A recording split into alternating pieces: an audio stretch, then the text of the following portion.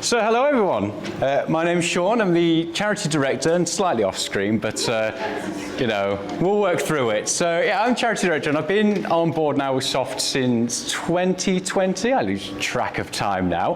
I originally came on board as the engagement officer and gradually over the years I've done different roles. I think I've done almost every role now within Soft UK, which has been good fun, so I get to kind of see what they all work like. And I got on board with Soft UK because of my daughter Amelia, who is a wild, feral little child with pigtails. You'll see her throughout the day. She's got mosaic trisomy 18, and we were told all of that stuff throughout our pregnancy about incompatible with life and all the things you don't want to hear. And I'd never heard of trisomy 18 or 13 before that experience, and that's what brought us to Soft. We did the research. My wife Sarah did a lot more research than I did. She's far more thorough when it comes to that sort of thing and educated me, and then Soft helped to educate me as well. So when the role came up, when they were trying out the engagement officer bit, I thought, you know, why don't I give it a go? I think I've got a bit to offer there. And 4 or 5 years later, they've still got me. So that's, something's going all right. And like I said, Jen said there, we've not spoken for about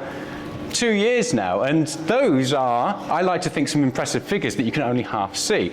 So we've had an incredible couple of years in terms of reaching new audiences and engaging with people. And part of that has been driven by something I'll come on to in just a moment, but reach. So last year, 841,000 people we reached with our messaging from Soft UK, which is huge considering the niche that we sit in. It is really hard for our engagement officers and our communication officers to reach an audience, because actually we've got a lot of that captive audience already. And what they've been working really, really hard on over the past couple of years is making sure that we find new audiences to help educate about things like language during diagnosis, and just making sure we can reach those people who need to know, and to spread the word and raise awareness of trisomy 13 and trisomy 18. That primarily has been driven by both Sonia and Kate as well. So thank you for all your incredible work with that. You know, we couldn't have done it without you guys. And now Paige has picked up the mantle and she has run away. Oh, she's over there.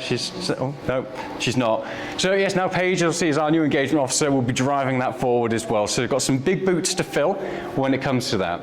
Now, I mentioned there that one major thing has been driving our reach and engagement, and that is the website, which 2 years ago now, I think it was, that we launched. Just over 2 years ago, we tore down the old website and we decided to build a new one, which all coincided with EastEnders, which was driving a lot of traffic. So we looked at the old website and we thought, you know what, it's not that user-friendly, and we didn't have that much control over what we could put on the website and how we could reach people. We didn't know how people were finding Soft UK, what they were searching for, how they were interacting with the likes of Google, for example, to land and come through to us for support, because the old website just didn't have the tools. So we thought, you know what, we'll make the brave and maybe slightly silly decision to tear down the old one and bring it all in-house. So Kate, Sarah at the time as well, and Sonia also became web developers amongst with the rest of the roles that they were doing. So we had to build this new website, we put it together, and then the day that we decided we're gonna do a soft launch, we won't tell anyone it's launched, and we're gonna see how this goes,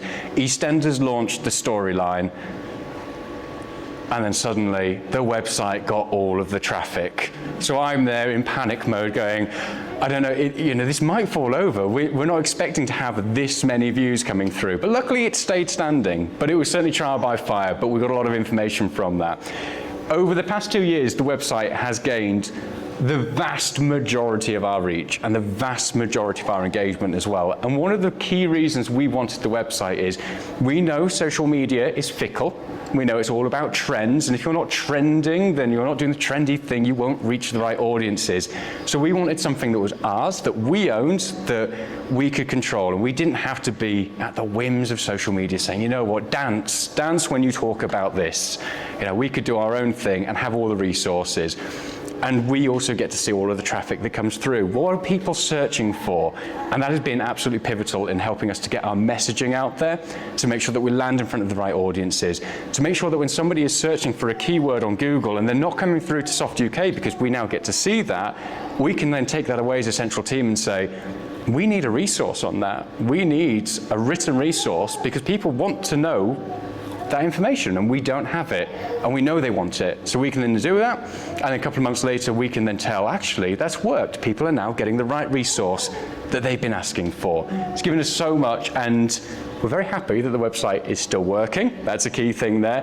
But like I said, I couldn't have done that without obviously the help of the central team as well, so thank you so much. And thanks to also any of the trustees and volunteers who've been involved in that process, because it's been an interesting thing trying to transition all the old stuff across into the new one. But we've had a fantastic couple of years now in terms of growth, reaching new audiences, but more importantly, engaging with those audiences as well. We're getting growth on engagement every single year. More and more people are joining our Facebook groups. More and more people are engaging with our content. More and more people are coming through to our Zoom calls, attending our live with Facebook calls, which is sometimes successful, but sometimes not. We do have some teething issues when those go live sometimes. Normally, it's my daughter in the background of them doing some dubious things, but we'll move on. So yes, we're seeing some great growth there. We've also had some changes to the team as well. So currently there are the three of us. Now, before I move on to obviously new faces and what the structure currently looks like, it would be wrong of me not to say obviously a fond farewell and obviously hello again to say to Kate, who has been our engagement officer for quite some time now and delivered some incredible work. I think almost everyone in the room will know Kate, has spoken to her at some stage, been involved in so much. I think one thing that I can say, everybody who is part of not just the central team, but Soft in general, Tina, you're a Swiss Army knife when it comes through to everything.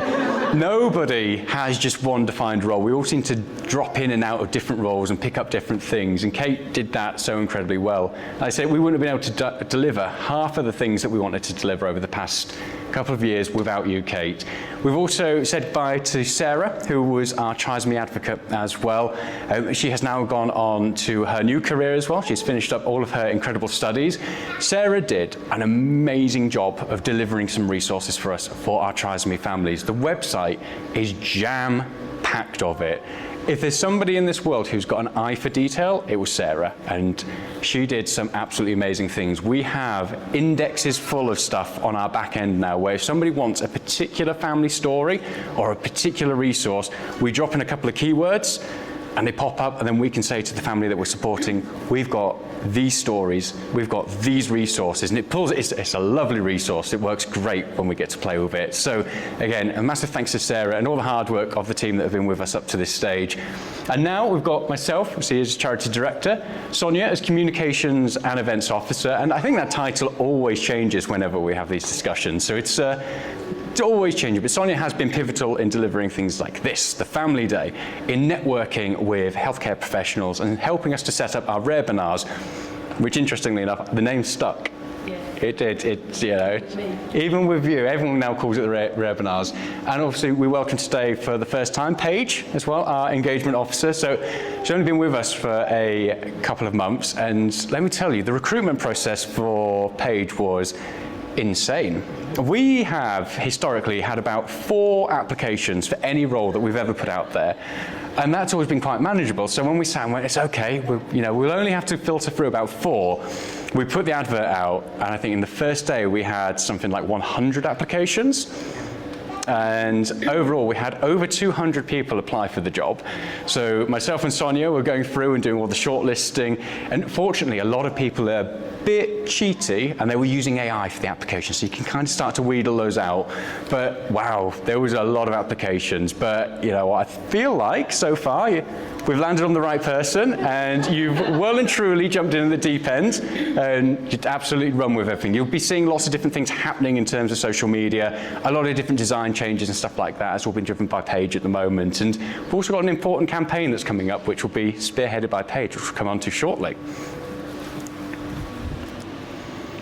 So webinars, this is, well, it was named by me. I don't normally do good, it's not a good name, but it's stuck. So we don't normally do good names at Soft. We always have weird names for things, and then we stick on a really long name. But webinars, it's stuck because it was a webinar about rare genetic conditions. So I thought, that's a really good idea. And everyone told me, no, you can have that as the holding name, Shaun. And a few years later, we've still got it. But last year, we properly ran with this. And again, this was driven by Sonia, in terms of making sure we're doing the networking and pulling together all of those networks for us. And we've had massive success with this. We did our very first face-to-face filming event last year where we went out to a central location, we filmed everybody, we got some really good-looking content, so we got the guest speaker to come on and talk about language during diagnosis and why it's important from a professional perspective. So that way, someone from the NHS will come along and go, I want to hear them. That's the bit that I want to hear. But then we also back it up with 2 family stories. So pretty much everything will come with an expert speaker on a topic, and then backed up by 2 speakers from a family. And we'll always go for one that will be a pretty good experience, and then one that's a bit more constructive, because you know what, it's good for healthcare professionals to hear that bit. And everyone leaves the room after watching those and goes, actually, it was the family bit that mattered. The family bit really had the impact, and that's where they take away the messaging from. And we always have a really good panel at the end of it, which goes on for a very long time. I think you'll agree, Sonia, that the Q&A at the end tends to be the longest bit, but they've been really successful. And this year, we are trying different things. And we'll talk to you a little bit later about our first face-to-face webinar that we did yesterday, which was hosted here as well. So we're going to be trying all sorts of different things, but it's a new approach for us. We did some fantastic work with Costello Medical last year, who have done some pro bono work for us. And the list and all the bits they've given us to go away and really pull together our professional networks is absolutely incredible. And it gives us a really good jumping off point now to build those and help raise awareness. Regional days. So I think our messaging with this gets a little bit confusing sometimes, because sometimes we do regional days, and sometimes we do family days, and sometimes we do a big central family day, and sometimes we do lots of little family days. So last year we tried something different, and we thought, you know what, based on feedback, people tell us it's hard to get to one location. So we looked at our database, because we have one now, and it's great, it's really fun to work with. And everyone said, well, the database told us most of our families were based in Reading and in Leeds. So we thought, that's great, right, we'll go for those 2 places. We set one up in Leeds and no one came. So we went back to the community and said, where are you all? Where's everyone hidden? Because everyone else in Reading wants to go to that one, but everyone else, where are you? And everyone said Birmingham. So we thought, okay, right, we'll try one in Birmingham. People came to that one, which is great. But the aim last year was to get out to more locations so we could meet people and try to include as many people as possible. And it worked really nicely. They were smaller events than this one, but they were great because they were just a little bit more intimate. We had the same sort of setup, so we had the creche available for everybody, a little bit of talking, but not much, and then it was just all about networking, and it was really good fun. This year, we've gone back to our older format, which is having the big central day, and then we'll be in Wales, Northern Ireland, and Scotland as well. Those dates have been vaguely confirmed. Yes. Yes, September 13th for Scotland, I think. Yeah. Yes, there we go. I only know that because Liz said it earlier. I'm pretending I remember dates, I don't. Sarah will tell me off later because I haven't told her yet. So we will be going back to that, and then we are undecided about what's happening next year, so we'll no doubt have those discussions. But a massive thank you to Sonia for arranging those, because I feel like almost all of your time goes on chasing hotels and figuring out where the payments have gone, because sometimes they go to Reading rather than here. So they've been a great success, and it's always lovely to go out and meet everybody as well.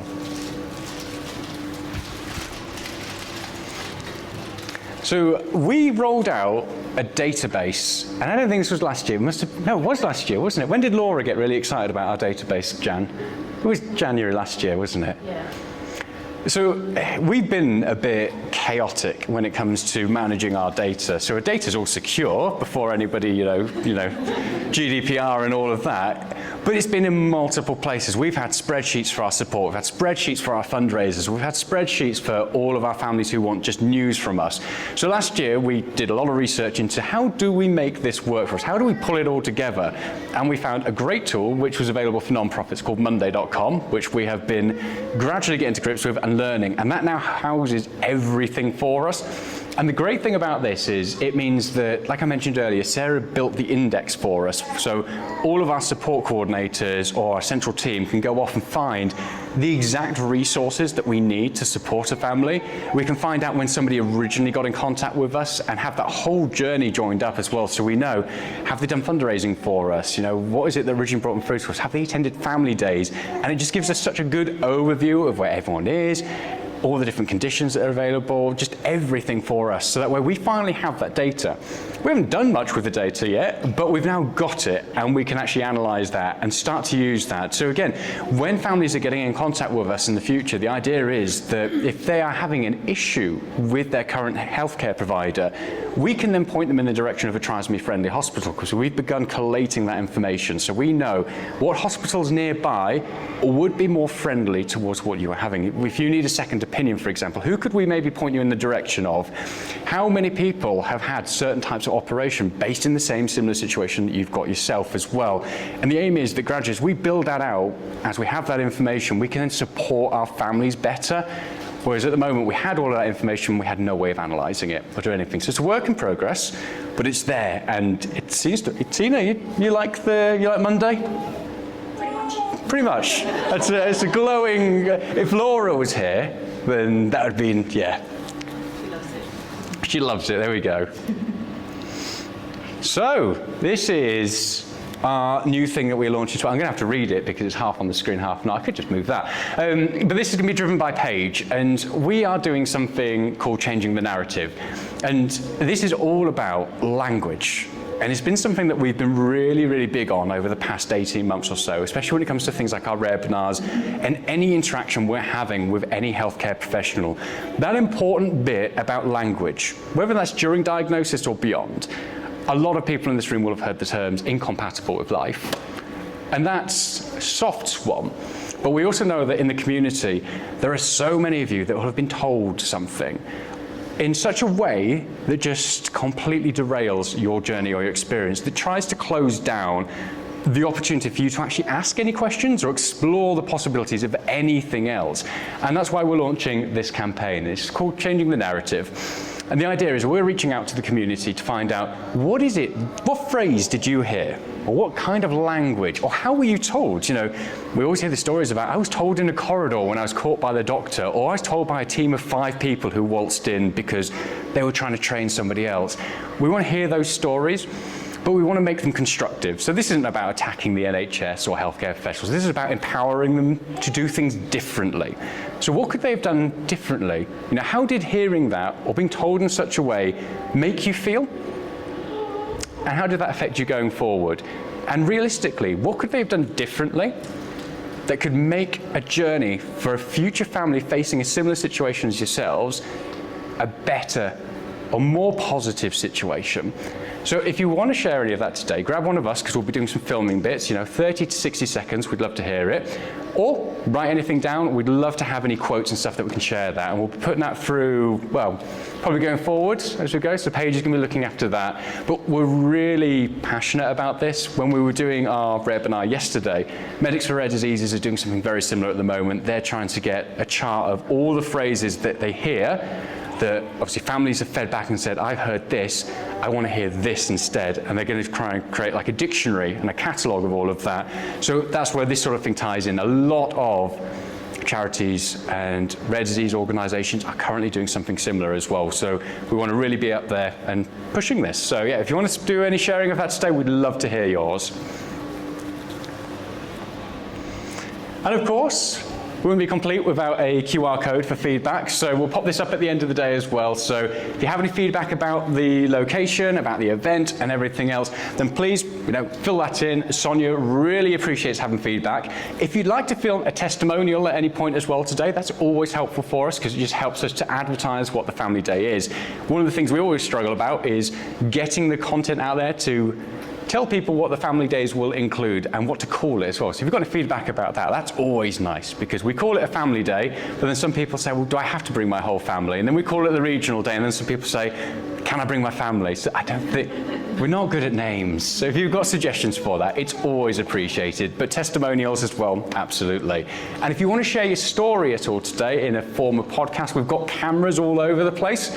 So by all means, grab one of us in the white shirts. Some of us have been cheeky and not wearing the white shirts. Jan.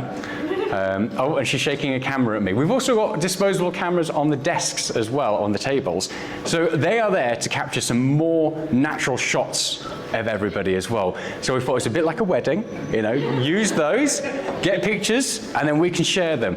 We'll be filming everything as well, taking lots of photos. We've got a selfie banner out there as well, designed by Paige. So grab some selfies with the selfie banner in the background, tag us on all of the socials and all of that. Paige will know what they all are. And if you want us to take any nice professional shots of you, or attempted professional, Liam, we'll try, of you, your family, of all the Trisomere children together later on, of all the children, of everyone together later on. The possibilities are endless. He's shaking his head at me. But yeah, if you want any pictures or anything like that, we would absolutely love to get all of those, because capturing these is really important, and capturing everybody in the room today is really important for us as well. Now, before we move on to the next session, we're going to have a quick word from Beth. These things are really flexible, which is good because we always change things last minute, who has an amazing book and experience to tell you about. So I will give you this.